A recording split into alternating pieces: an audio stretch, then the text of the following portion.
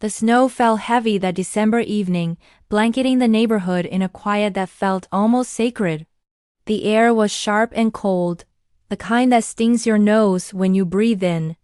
As I drove down the familiar street where I'd grown up, everything looked exactly the same and yet completely different. The same houses, the same Christmas lights, the same mailbox I used to skate past as a kid. But the feeling, it was gone. The warmth that once lived here had faded, replaced by something I couldn't name. I hadn't been home in nearly 2 years. Since my father remarried, there had been a distance, something unspoken that stretched between us like an invisible wall. But this year, I decided to bridge it. It was Christmas. Family mattered. No matter how strange things had become, this was still home. As my car crunched up the driveway, the house stood there familiar yet foreign. The white shutters were newly painted, the porch lights replaced, and the wreath on the door was perfectly symmetrical. My mother used to make it herself, crooked but warm, full of love. This one looked like it belonged in a magazine. Inside, laughter spilled from the dining room. For a brief second my heart lifted. Maybe they'd be happy to see me. Maybe everything would feel normal again. But as I opened the door, reality hit like a cold wind. The living room was transformed, new furniture, new art, no trace of my mother's touch. In the dining room, the long wooden table was set for dinner. My father sat at the head, surrounded by people I barely recognized. Strangers, smiling faces that didn't belong to my childhood. And then I saw it. My seat, my old place at the table, was taken. Someone else was sitting there. A young man, about my age, laughing comfortably beside my father, leaning back like he owned the place. I stood there for a moment, trying to process what I was seeing. My stepmother, Susan, noticed me first. Her smile was polite, but distant. The kind of smile you give to a guest, not family. She said something I couldn't quite hear, and everyone turned toward me. The laughter stopped. The air shifted. My father's face changed surprise, then discomfort. He said something, probably welcoming me, but his eyes told a different story. And then Susan said it.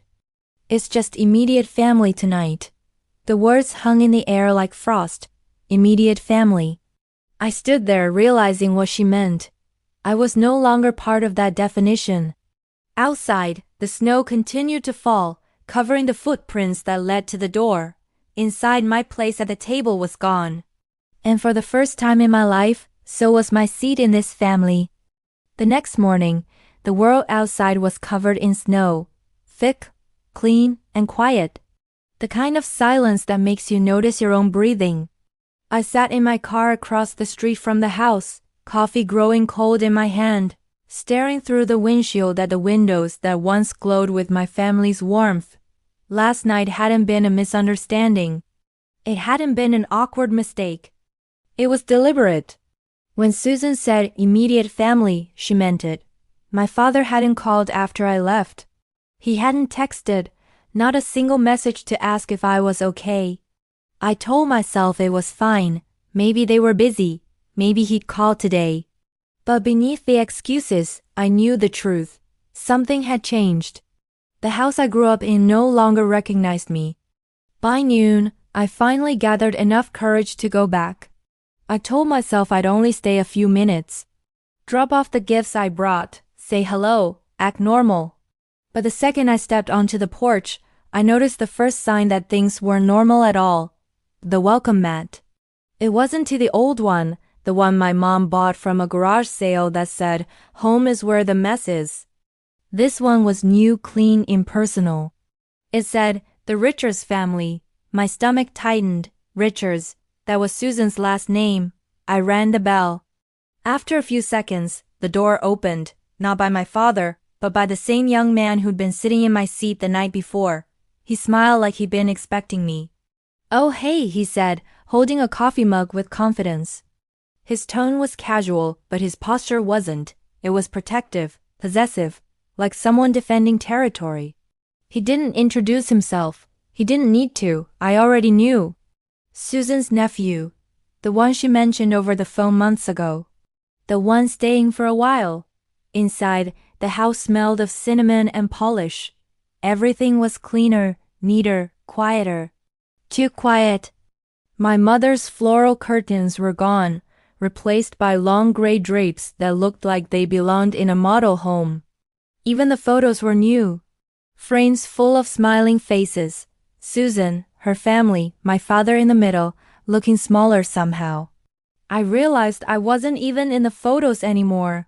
My father was in the kitchen, reading a newspaper, acting like everything was normal. He looked older, thinner, and tired in a way that went beyond age. His hair was grayer, his posture stiffer.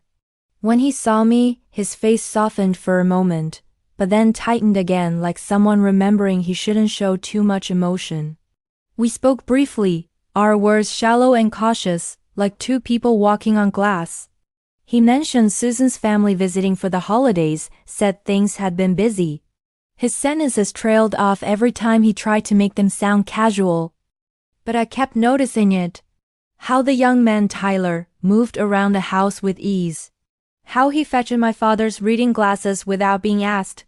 How he answered the door, took calls, poured coffee, acted like this was his home. It was subtle, but it was clear. He wasn't just a guest. He was filling a role that used to be mine.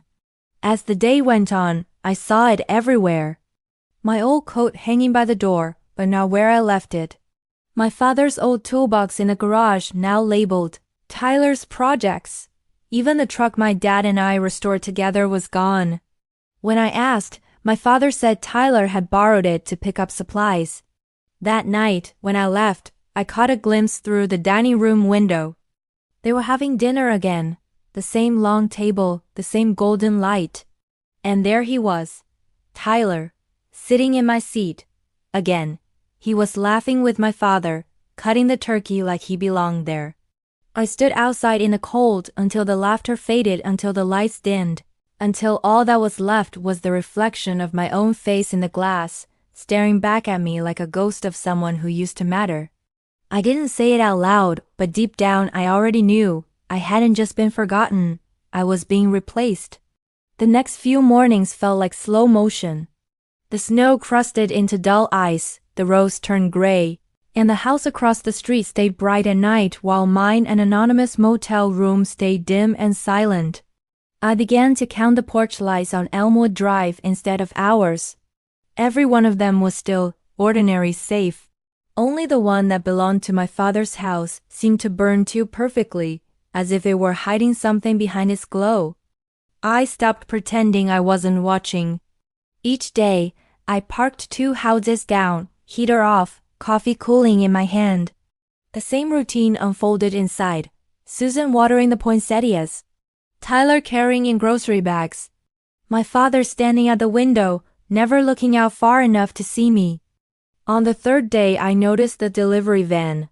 It came twice, once in the morning, once in the evening, and each time Tyler met it at the curb. Boxes marked estate documents, private. He carried them inside with the caution of someone moving glass. I felt a knot form deep in my stomach. That night, I drove back to the motel and opened the old folder I'd brought with me. Insurance letters, mortgage copies, the deed my mother kept pressed between wax paper. Her handwriting curved at the bottom in faded blue ink. A note to my father written years ago. If anything happens to me, make sure he keeps the house. She'd meant me, not them. The next morning I went back, pretending I was there to drop off a forgotten scarf. The door was unlocked. The smell of coffee and cedar filled the air. From the hallway, I could hear the rustle of paper in the study, the same rhythm that had always meant tax season when I was young. I followed the sound. The study looked smaller now, boxed in by new furniture. On the desk sat piles of forms stamped with law firm logos and thin yellow notes in Susan's handwriting. I moved closer. Every page spoke the same language: transfer, refinance, beneficiary.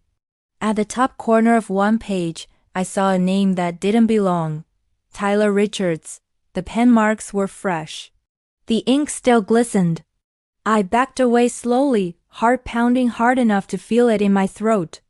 In the mirror above the desk, my reflection looked ghostly, half there, half erased. For the rest of that day, I couldn't stop thinking about those signatures. My father's penmanship had always leaned right, neat and deliberate. The ones on those papers wobbled, uneven, as if guided by another hand. That evening, I went to the town records office, a squat brick building that smelled of dust and toner. The clerk recognized our family name immediately. "Your father came in last week," she said, without looking up from her screen. "Updating ownership filings. Ownership filings." The phrase landed heavy. When she turned her monitor slightly, I saw it for myself. The pending record of a property refinance co-signed by Richard T. Lawson and Tyler Richards. No Susan. No me. I thanked her and left before my voice could crack. Outside, the wind bit through my coat, but the cold barely registered. I'd grown up believing a house was made of walls and windows. Now I knew it could also be made of paperwork pages that could erase blood with a single signature. Back at the motel, I spread every old document across the bedspread. The pattern of the floral comforter disappeared beneath layers of history. Bank statements, wills, utility bills, yellowed letters from my mother. Somewhere inside all of it had to be proof that this was wrong. By midnight I found it. A clause buried in an old insurance policy, written in her careful handwriting. Any transfer of property must include written consent from her legal heir. Her heir, me. The next morning, I decided to stop watching and start acting. The plan formed quietly, step by step, as the world outside thawed into slush. I would return to that house, not as a son seeking warmth, but as the rightful heir to everything built inside those walls. But as I stood at the mirror, rehearsing what I say, one thought kept circling my mind, cold and certain. They hadn't just taken my seat at the table. They were trying to take the ground beneath it, and I wasn't going to let them. The next morning began gray and heavy. Clouds sat low over the roofs of Elmwood Drive, turning every sound into an echo. I left the motel before sunrise, the old folder pressed under my arm like a shield. The drive to the house was short, but the air felt thick, as if the neighborhood itself knew what was about to happen. The house looked peaceful from the outside porch, lights on a timer, wreath centered on the door, snow swept neatly from the steps. Peaceful, but staged, a facade. Every detail too exact, every light too even. Perfection has a way of hiding rot underneath, and I was finally ready to look for it. I parked halfway down the block and walked the rest of the distance on foot, boots crunching on the thin ice. The curtains in my father's study were half open. I could see the flicker of a lamp. He was awake, bent over the same desk that had once held my mother's journals. The thought stopped me for a second. That desk used to smell like cedar and ink. Now it looked sterile, polished wood and steel edges, more office than home. I rang the bell once. When no one answered, I turned the handle. It wasn't locked. It never was. My father had always said locks made a house feel like a cage. Inside, the warmth hit me like a wall. Cinnamon candles. The faint buzz of a heater vent. And a silence so deep it hummed in my ears. The hall table where my mother kept our pictures now displayed new frames, Susan's parents, Susan's brother, even Tyler smiling beside my father on the porch steps. 10 photos. Not one of me. I took a breath and stepped toward the study. The sound of papers being sorted drifted through the half-open door. My father's shape bent over the desk, frail and focused. I watched him shuffle through a stack of envelopes. The lamplight trembled across his hands that once built our backyard fence. Fixed my first car, signed my report cards with pride. They moved slower now, uncertain. It struck me how age had turned him into a man who looked lost in his own home. I stayed in the doorway long enough for him to sense I was there. His shoulders tensed, but he didn't turn. He said nothing. And that silence told me everything. He already knew why I'd come. I placed the folder on the edge of the desk. Its corners brushed against the new papers. The sound was small but sharp. His eyes flicked toward it, then toward me, then back down again. His lips parted as if to speak, but no words came. He reached for the lamp switch instead, dimming the light until the room fell into a soft amber shadow. In that dimness, I could see the outlines of the documents he'd been signing. Title forms, loan approvals. My mother's claws missing from every one of them. Behind me, the house creaked a slow, deep groan like something settling under weight. I turned. Tyler stood at the end of the hall, jacket half zipped, car keys in hand. His posture was casual, but his eyes were cold. He said nothing either. He didn't need to. The message was clear. I was interrupting something that no longer included me. He brushed past without acknowledgement, the smell of his cologne trailing behind him, sharp and unfamiliar. The door closed. A car started. Silence again. My father sank into the chair like the air had gone out of him. He rubbed his temples and stared at the desk. His voice was a murmur, almost lost under the hum of the heater. I couldn't make out the words, but I understood the tone: regret, confusion, fatigue, the kind of exhaustion that seeps deeper than bone. He reached for a folder and pushed it toward me. Inside were photocopies of the same property papers I'd seen before, but with one difference: a handwritten note clipped to the front in his shaky script. I just wanted everyone taken care of. Everyone. I looked up at him. His eyes were glassy, distant. He wasn't the man who once taught me how to patch drywall, or who carried me to bed when I fell asleep on the couch. He was someone else, now someone under the gentle, suffocating control of a new household that had rewritten the definition of family. I didn't speak. There was no point. Words wouldn't undo what had already been signed. But they might undo what I was planning. As I left the study, I noticed something I hadn't before. The floorboards near the corner had been replaced. The wood was newer, brighter, cleaner than the rest. A small, uneven patch of construction that didn't fit the room's symmetry. Something buried, something sealed. That's when the thought struck me. The foundation of this house, physical and emotional, wasn't stable anymore. Things had been patched over too quickly, too neatly. Somewhere under all that perfection was the proof I needed. I left quietly, closing the door behind me, the sound of the latch soft and final. The snow started again as I reached the street, thin flakes swirling in the wind. Every step away from that house felt heavier than the last. At the motel, I spread the new copies beside my mother's documents. The contrast was startling: her careful handwriting versus Susan's neat digital signatures, her warmth against their efficiency, the difference between love and possession. I realized then that this wasn't just about a house. It wasn't even about a seat at the table anymore. It was about legacy, about who gets to decide what remains after the memories fade. And for the first time, I saw the cracks clearly, in the paper, in the walls, in the people. The foundation was failing, and soon, something inside that perfect house would give way. The next few days blurred into one long winter afternoon, colorless, silent, tense. I stopped sleeping properly. Every night I lay awake in the motel bed, the ceiling fan tracing slow circles above me while my mind replayed the image of that uneven patch of floorboards in the study. I couldn't shake the feeling that something important had been sealed there. A box maybe. Or old papers my father didn't want anyone to find. In this house, everything was being rewritten, and the only truth left might have been hidden under wood and nails. By dawn, the decision was made. The sky was the color of pewter when I drove back to Elmwood Drive. No car in the driveway. No lights in the windows. The world felt frozen in the moment before a storm. I parked at the curb and listened to the ticking of the cooling engine, waiting for some sign of life inside. Nothing. The spare key was still where it had always been, tucked behind the gutter pipe under the porch. I hesitated only long enough to glance at the street empty, and then slipped it into the lock. The door opened with the same gentle resistance it always had.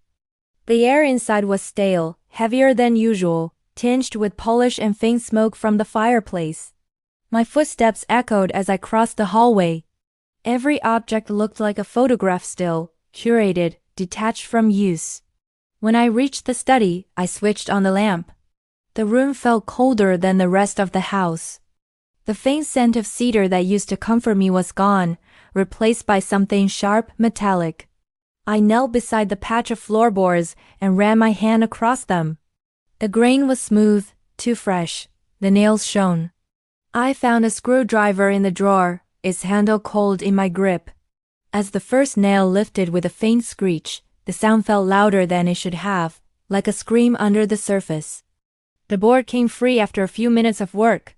Beneath it, dust drifted upward in a thin gray cloud. I reached down and felt the edge of a metal box. It was old, heavy, rusted around the hinges, the kind of lock you could force open with a flathead if you were patient enough. Inside lay a stack of envelopes tied with brittle string. Some were yellowed, others newer. On top, my father's handwriting. For my son. The first envelope contained my mother's last letter, one I'd never seen. Her script flowed steady and clean across lined paper. She wrote about the house, about how she built it with her own savings before marrying my father, about how she wanted it to remain a home, not an investment. At the bottom, she added a line I'd never forget. If you ever doubt your place here, remember that every wall has your fingerprints beneath its paint. My chest tightened.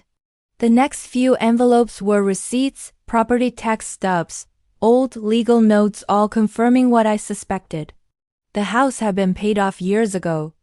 The refinance filings were unnecessary. They weren't for debt. They were for transfer. The last envelope contained a photograph. My father, standing with Susan and Tyler in front of the title office, the date from 6 months ago stamped in the corner. His smile was faint, tired. The pen in his hand caught the light. On the back, a note in Susan's handwriting. Welcome home, Tyler. The box slipped from my hands and clattered softly against the floor. That was the moment the truth settled in completely. Tyler wasn't just a helpful nephew. He was being groomed slowly, deliberately to inherit everything. My father's signature wasn't just carelessness, it was trust being manipulated. I replaced the floorboard carefully, leaving the box out. It wasn't evidence yet, but it was a beginning. I packed it into my bag and stepped outside before anyone could return. As I walked down the icy path toward my car, a flicker of movement caught my eye from the upstairs window.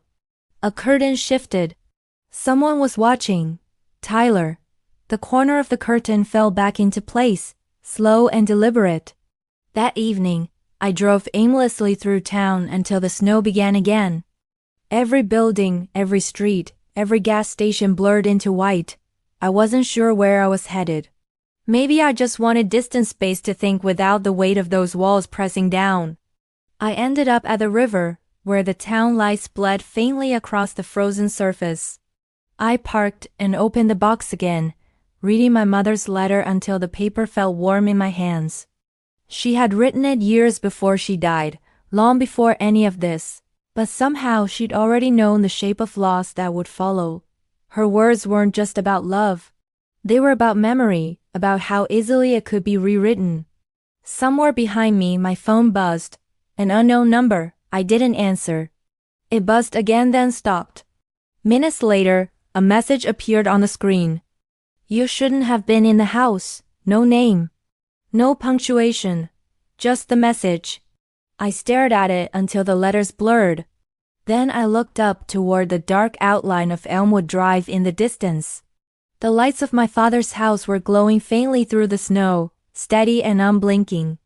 It felt like the house itself was staring back. The motel's neon sign pulsed red against the frost-streaked window as I sat motionless staring at the phone screen.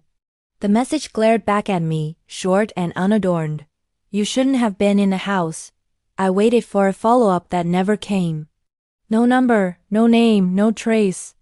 Just a sentence that carried the cold precision of someone who already knew what I had done. By noon, the storm outside thickened. Snow turned the roads into white corridors, the kind that swallow tire tracks as fast as they appear. I drove aimlessly again, the town shrinking behind me until the only sound was the engine's low growl and the faint hiss of falling snow against the windshield. And then, without planning it, I turned back toward the house. Something inside me, something older than anger, needed to see it again. When I reached Elmwood Drive, the world was muffled, as if wrapped in cotton. The house stood still, its edges softened by snow, but something was different. The front gate was open, swinging slightly in the wind. The driveway, usually shoveled clean, was untouched. I stepped out of the car, boots sinking into the drift. The air smelled faintly of smoke wood, but not from a fireplace. As I walked closer, I saw tire tracks half buried under the snow. 2 sets, one leading in, one leading out. The first was narrow, light, the second deeper, heavier, a truck maybe. The door wasn't locked. It creaked open under my hand, letting out a gust of cold air that smelled of extinguished candles and ash. The living room lights were off, but the faint orange glow from the fireplace threw shadows across the walls. Everything looked untouched, yet slightly disturbed, like someone had left in a hurry. The poinsettias were wilted. The dining table, once perfectly staged, was empty except for a single glass half full of melted ice. And then I heard it. A faint tapping somewhere upstairs. Each step up the staircase groaned under my weight. The tapping grew louder, rhythmic, deliberate. When I reached the landing, I realized it wasn't coming from inside the walls, it was from the window at the end of the hall. The wind was knocking the branch of the maple tree against the glass. But beneath that, faint and almost hidden, another sound, the low static hum of a phone vibrating against wood. I followed it to my father's room. The phone was on the nightstand, screen lit, buzzing silently. I picked it up. One unread message. From Tyler. He signed everything. Heading back tomorrow. Keep quiet. The timestamp was from 2 nights ago. I felt the world tilt slightly. My father wasn't here. Neither was Susan. The rooms were cold, still, waiting. The whole house felt suspended between absence and aftermath. I turned toward the study, where the smell of smoke was stronger. The lamp was still on, faint and flickering. On the desk lay a single page, half scorched at the edges. A will. Most of it was unreadable, but one sentence had survived the flame. Double quotes ... The property shall remain in the Lawson name. My last name. The rest had been burned away as though someone wanted to erase it, but hadn't finished the job. Outside, a truck engine rumbled faintly in the distance, tires crunching over frozen gravel. I froze, every muscle tight. Through the window, headlights flickered once, then vanished. When I stepped outside, the snow was falling harder, thick enough to blur the edges of the world.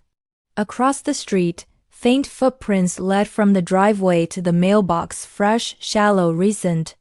I followed them, heart thudding, until I reached the end of the path. The mailbox door hung open. Inside, a single white envelope, no stamp, no address. Just my name. The handwriting was sharp and clean, Tyler's. I opened it under the dim streetlight. One line, written in ink that bled slightly into the paper. You'll never get it back. I stood there for a long time, the snow swallowing the words until the page went limp in my hand. By the time I turned back toward the house, the footprints behind me were already gone.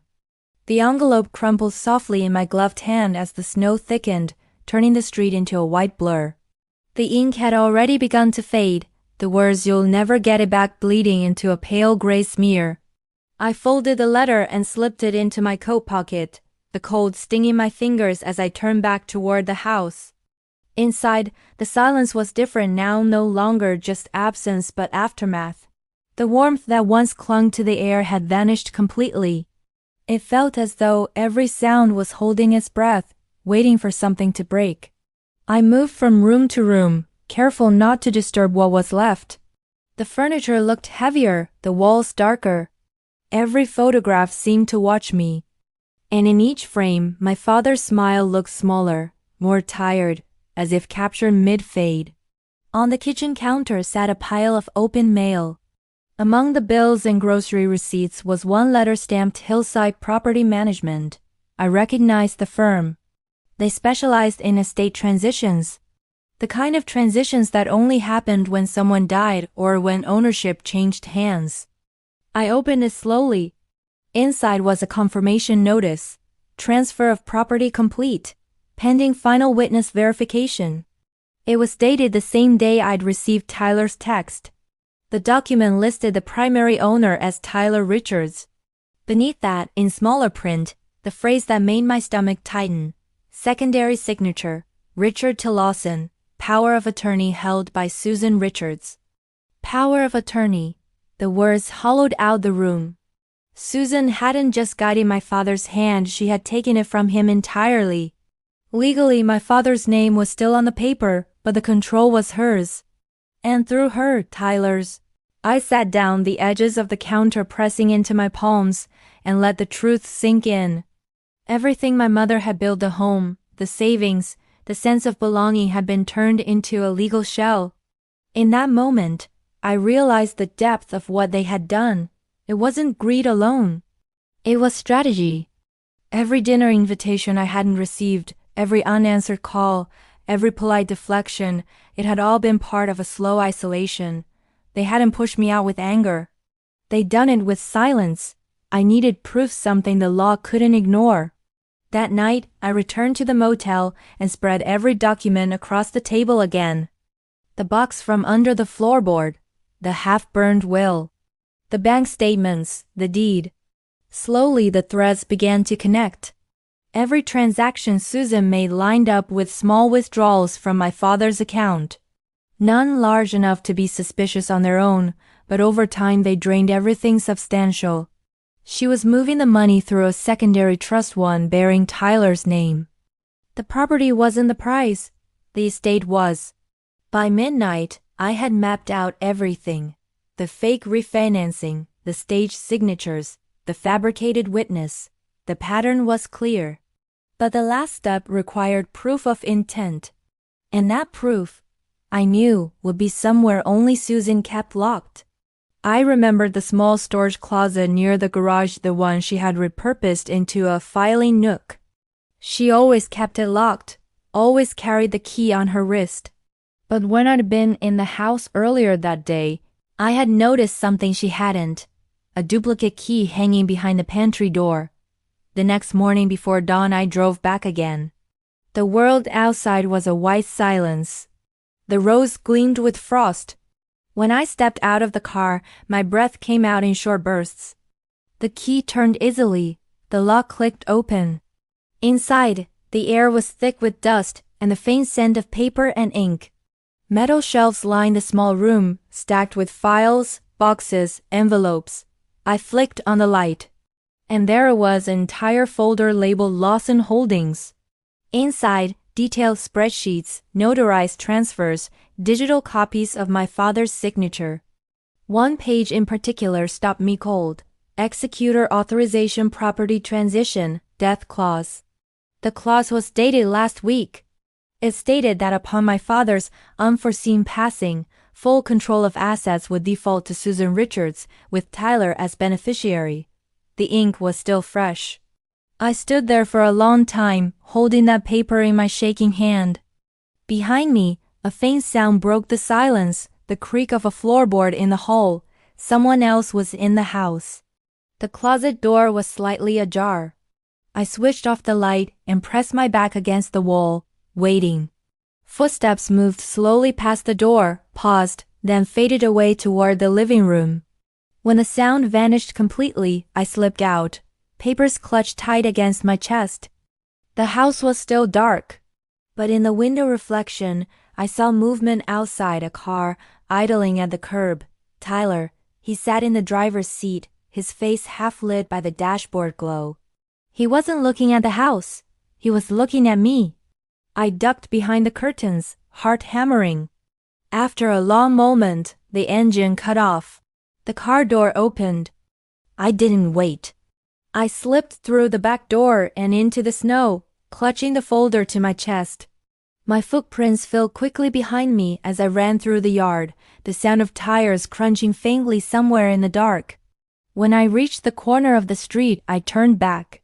The house stood perfectly still, lights flickering through the falling snow, serene as ever.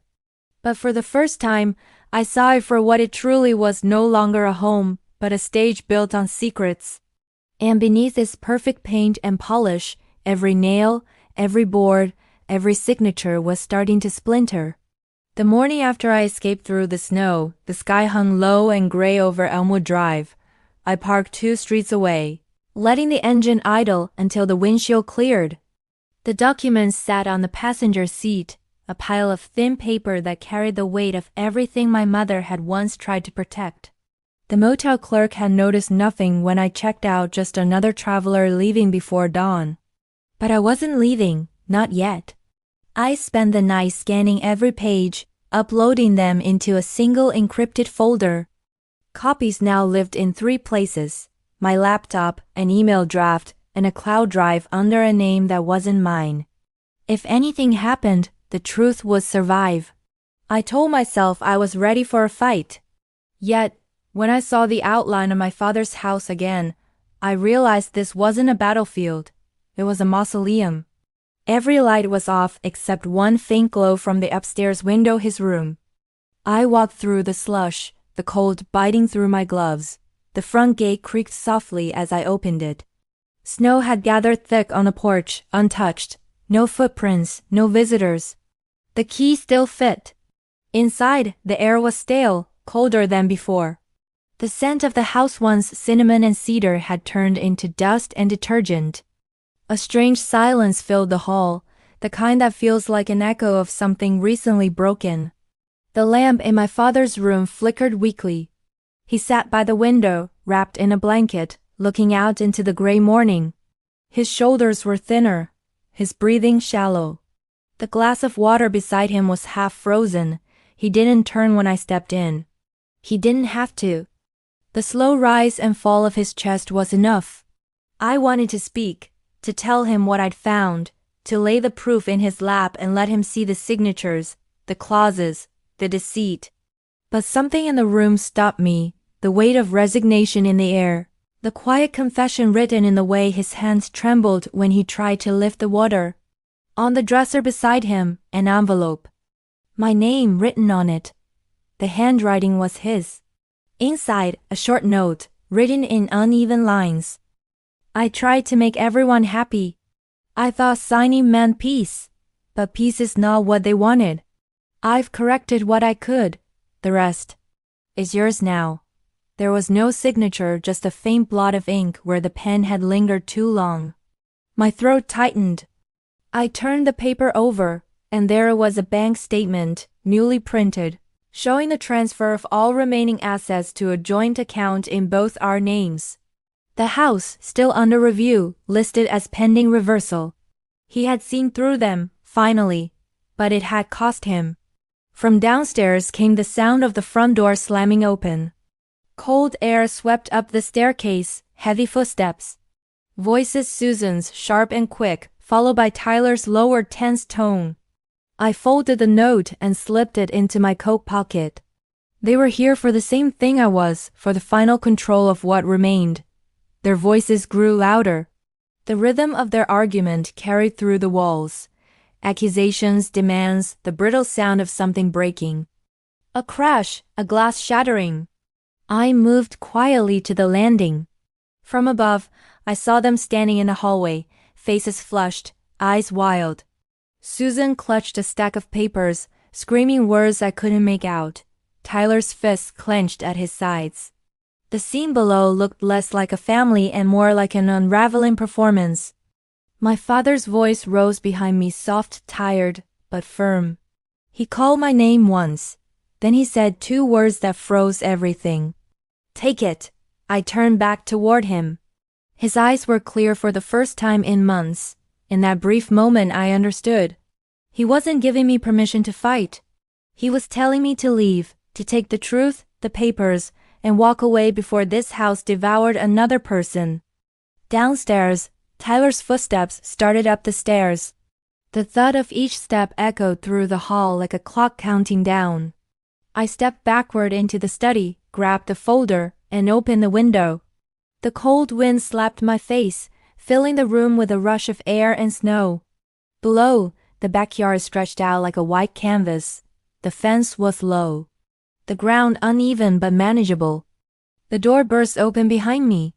Tyler froze in the doorway, eyes locking onto the folder in my hand. For a second, neither of us moved. The house itself seemed to hold its breath. Then, without a word, I jumped. The fall wasn't too far, just enough to jar my knees and send the papers scattering into the snow like feathers. I scrambled to gather them, shoving them into my coat as the window above slammed shut. The back gate stood open, half buried under snow. I didn't look back. Not at the house, not at the window, not at the figure shouting my name. I ran until the road blurred into gray and the sound of their voices became nothing but wind. Hours later, I sat in my car outside the town's small courthouse, watching the snow melt on the hood. The folder lay on the passenger seat, damp but intact. Inside, the signature still gleamed faintly under the wet plastic. That afternoon, I walked through the courthouse doors and handed the documents to the clerk at the inheritance desk. I didn't say much, just enough to start the process. Fraud investigation, power of attorney abuse, forged witness. Words that felt cold, legal, but necessary. When I stepped back outside, the snow had stopped. The air smelled of iron and thaw. For the first time in weeks, the world looked wider than that single house on Elmwood Drive. I thought about my father, still sitting by the window, watching the world turn white. I thought about my mother's letter, about fingerprints beneath paint. The house was crumbling, but the truth, quiet, patient, stubborn, was finally breaking through its walls. The week that followed felt both endless and unreal. The documents were now in the hands of lawyers and state investigators. The wheels of bureaucracy had started to turn, slow, grinding, relentless. All I could do was wait.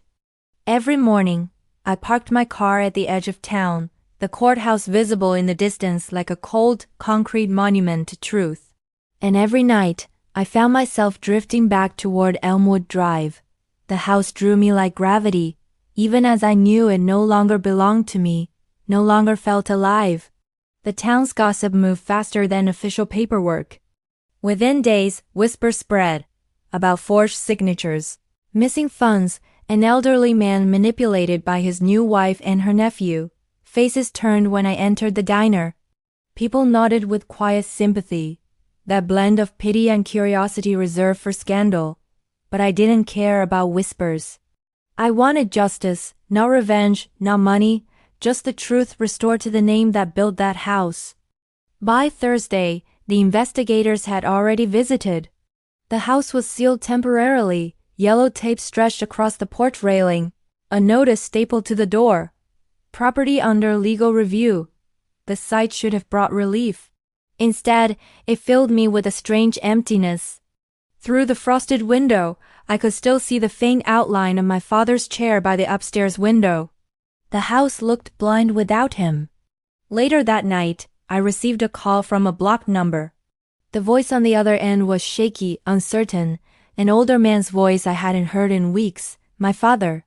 He spoke quietly, breath uneven. He said the investigation had reached him, that Susan and Tyler were gone. They'd packed in the night, taken her jewelry, his truck, and a handful of unsigned checks. He didn't sound angry, just hollow. He ended the call with a single sentence that sat heavy in my chest for hours afterward. I wanted peace, but I built silence instead. That silence was now all that was left of Elmwood Drive. 2 days later, the storm came. A thick sheet of ice swept through the town, coating everything in silver. Tree branches snapped, wires sagged, roads vanished under frozen glass. I woke before dawn to a message from the local police. House at 148 Elmwood has structural collapse. No injuries reported. Please confirm ownership status. For a long moment, I just stared at the message. Structural collapse. When I arrived, Emergency lights painted the snow red and blue. The house I'd spent my life in stood broken and hunched, its roof half caved under the weight of ice. The second-story window, my father's window, was gone, glass scattered like frost across the lawn. The yellow tape fluttered in the wind, half buried in snow. An officer recognized me and nodded toward the debris. The place was unstable, he said. Old foundation. Rot in the support beams. It was going to happen eventually. Rot. The word echoed louder than sirens. It wasn't just the wood that had rotted. It was trust, family, the illusion that love could survive deception. I walked closer, boots sinking into the snow, until I reached the porch. One of the fallen beams had split open near the entrance. Inside the crack, frozen solid in the ice, was a sliver of something familiar, a corner of old wallpaper, floral and faded, from the time my mother still lived here. The pattern was delicate, almost gone, but it was hers. It struck me then how everything she built had been buried under layers of change, only to resurface when the house finally broke apart. The house had held its secrets until it couldn't anymore. I stood there until the responders began clearing the wreckage. They told me it was unsafe to linger. I nodded and stepped back, but I couldn't take my eyes off the ruin. The snow fell faster now, soft and thick, covering the splintered walls and shattered beams as though trying to restore the illusion of peace. For the first time, I didn't resist it. Let the snow bury what was left. The truth was already out. That evening, back in the motel, I placed my mother's letter on the nightstand beside my father's note. Two voices, one written in hope, the other in regret. Between them, a lifetime of silence. I thought about calling him, but there was nothing left to say. He would be moved to a care facility now, somewhere safe, somewhere quiet. The house was gone. The property, once a symbol of everything stable, had been reduced to paperwork and ashes. But I had something Susan and Tyler would never understand, a name still clean. The investigators said the case was straightforward now, fraud confirmed, transfers voided. The estate restored. But what good was victory when the battlefield was gone? I closed my eyes and saw it all one more time, the table at Christmas, the laughter that wasn't mine, the seat I'd lost, the snow falling quietly outside. The house had collapsed under ice, but in truth, it had been collapsing for years. Winter lingered long after the storm had passed. The town thawed, the roads cleared, the lights of Christmas faded from porches, but Elmwood Drive remained silent. The house, what was left of it, stood behind a chain-link fence, snow melting into dark streaks of mud around its broken foundation. I returned one final time in early February. The air was crisp and brittle, the kind that makes breath visible, fleeting. I parked at the same spot I always had and walked slowly toward the ruins. The wreckage had been partially cleared. The porch was gone. The dining room table that once gleamed under the chandelier now lay in pieces, its legs cracked and its surface warped by water. The smell of wet wood hung heavy, mingling with the faint sweetness of old pine. I stopped where the kitchen wall had collapsed. From there, I could see the exposed beams, the remnants of wallpaper, and the hollow space that used to be the study. The corner where I'd found the metal box months ago was just a crater now, filled with ice and splinters. For a moment, I imagined the sound of my father's voice echoing through the house, the way he used to hum when he read the newspaper, the shuffle of his slippers down the hall, but the only sound was wind. The silence was absolute, and yet it didn't feel empty anymore. It felt final. I found him 3 days later at the care facility on the edge of town. He sat by the window of a small, quiet room overlooking a frozen lake. His face looked softer, less strained. The world had shrunk for him, reduced to sunlight, meals, and the slow rhythm of his breathing. He didn't say much. Words were harder now. But when I placed my hand over his, he looked at me with the faintest flicker of recognition, just enough to bridge the distance time had carved between us. I told him the house was gone, that the case was settled, that Susan and Tyler had vanished somewhere downstate, leaving only a trail of debt, and an unfinished story the papers no longer cared to tell. He didn't answer, but his eyes moved to the window, following a line of geese cutting across the gray sky. I stayed with him until the nurse came, then walked outside into the pale light of late afternoon. The air smelled faintly of thawing earth. Somewhere, a snow shovel scraped against pavement, rhythmic and steady. For the first time, I felt the ache in my chest ease, not because things were right again, but because I'd finally stopped trying to rebuild what was already gone. Weeks passed. The estate closed, the accounts transferred, the legal dust finally settled. My father's name was cleared. Mine was restored. But the house itself was beyond saving. The county declared it unsafe for habitation, its beams too fractured, its foundation too unstable. They planned to demolish it in spring. On the last day before demolition, I stood by the fence and watched the crew prepare. Heavy machinery idled, steel arms poised like quiet executioners. The morning light spilled across the roof, turning the broken shingles gold for a brief, impossible moment. The foreman asked if I wanted to keep anything, a door frame, a section of railing, a brick. I shook my head. The only thing worth keeping was already inside me, the memory of what the house once meant, and the lesson of what it became. When the first wall fell, the sound echoed through the neighborhood like thunder. The air filled with dust, snow, and fragments of a life that had long since ended. The chandelier crashed last, scattering its crystals into the dirt. They glittered for a moment, then disappeared under boots and machinery. By evening, there was nothing left but a flat stretch of frozen ground and a small pile of debris waiting to be cleared. The streetlights flickered on, their glow reflecting off the snow. I took one final look, then turned away. In the months that followed, the seasons shifted. Spring crept back to Elmwood Drive, grass grew where the house had once stood. The lot stayed empty for a while, then sold quietly to a developer who planned to build something new, a smaller home. Simpler, without the grand porch or heavy brick. I visited once more, standing by the sidewalk as workers marked the soil with wooden stakes. The wind carried the smell of fresh dirt and the faint chirp of early summer insects. It didn't hurt to see it anymore. The space where the house had been looked strangely peaceful, as if the ground itself had needed to rest. I thought about my mother's letter, about her words. If you ever doubt your place here, remember that every wall has your fingerprints beneath its paint. Those walls were gone, but the fingerprints remained. Not in the house, not in the bricks or beams, but in memory, in the lessons learned about trust, inheritance, and what family truly means when the paper walls fall away. As I walked back to my car, I realized that coming home hadn't been about reclaiming a seat at a table. It had been about seeing what happens when the table, the house, and the people around it lose their meaning and finding peace in the ruins they leave behind. The seat was gone. The table was gone. The house was gone. But the story remained.